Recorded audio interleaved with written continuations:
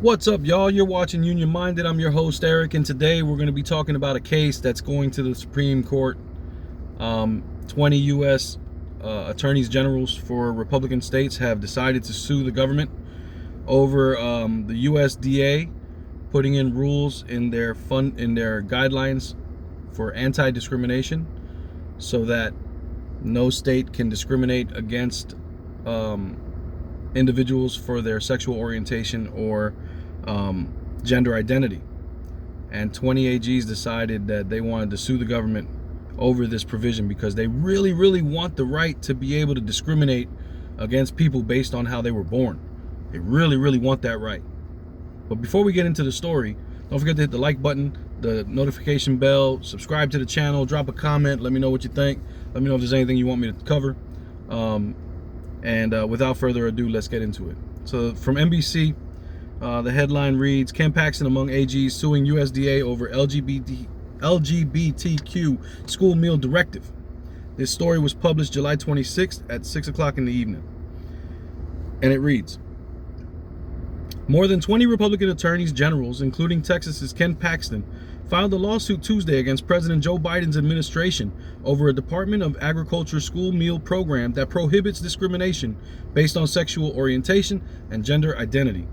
Once again, I'm trying to let you know, these guys, this party, these wild folks who really hate anyone who is not just like them, which would be a straight edge normie white Christian male.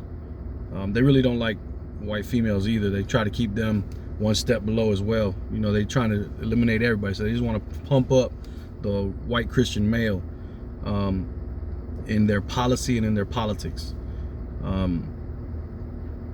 But yeah, I mean, this is crazy. So let's go forward. The challenge, led by Tennessee Attorney General Herbert Slattery, claims that the federal government is attempting to force states and schools to follow anti-discrimination requirements that misconstrue the law. How are you going to try to sue for the right to discriminate? Once again, it's beyond my comprehension how anyone can be so hateful towards children. Children.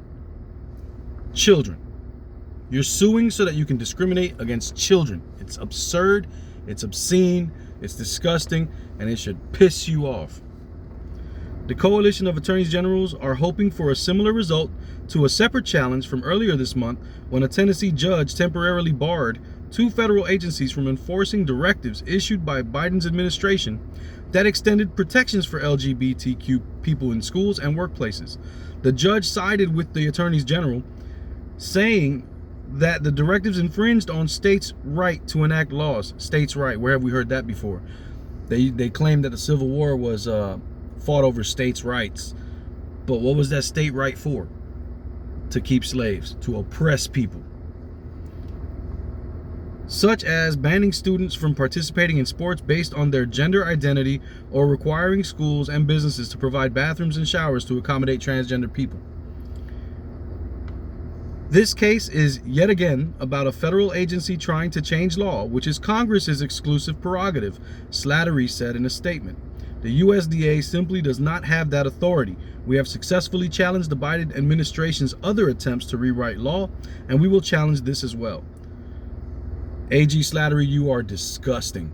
You're just not a good person. You got hate in your heart, and I hope Jesus finds you, because I'm sure you claim to love Jesus and you claim to follow his teaching, but you got it twisted, homie. And I hope Jesus finds you and touches your soul and changes how you look at the world, because you got it all screwed up. In May, the USDA announced that it would include discrimination based on sexual orientation and gender identity as a violation of Title IX, the sweeping 72 law that guarantees equity between the sexes in any education program or activity that receives federal financial assistance. The directive requires states to review allegations of discrimination based on gender identity and sexual orientation, as well as update their policies and signage. The agency warned that states and schools that receive federal funds, which include the National School Lunch Program overseen by the USDA, have agreed to follow civil rights laws. Although the agency says it wants voluntary compliance, it also has promised to refer violations to the Department of Justice. It's not clear whether the federal government would hold back funding for school meal programs as part of its enforcement. I can tell you that I hope they do hold back school funding, because what that does is it's going to piss off all the normie parents who their kids aren't getting the funding either. But it's because your state is discriminating against people just on how they were born. And I hope that would be enough to piss you off and kick those assholes out of office so that we can get some folks to actually represent the people. I'm so tired of this nonsense, man. It's nonsensical.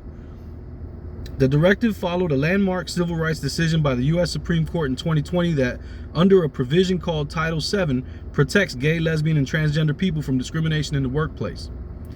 According to the lawsuit, the attorneys general alleged that the USDA's new directive is based on a misreading of the Supreme Court's ruling and did not provide states and other groups the opportunity to provide public comment.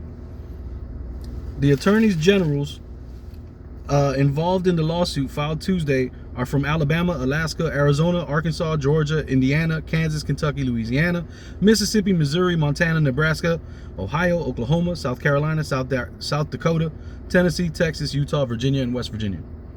A spokesperson for the USDA did not immediately return a request for comment. Virginia, that's in my jurisdiction. My little twinsies. We need to go ahead and write some emails to the AG in Virginia and let them know how big a mistake this is. Now, I know that the Trumpian Youngkin won the election for governor, and the Senate swung, and the AG was elected, and they're all Trumpy Republicans, which means the worst of the worst. But we have an election every year. We have politics every year here in Virginia, and we have to remain active in making sure that we let these elected representatives know that we are watching, that labor's watching, and we are the vanguard of the people. You gotta understand, folks, we're part of the IBEW, and in our objects it states it straight up in the beginning, and in our oath to the IBEW, it says it right up in the beginning in the mission statement.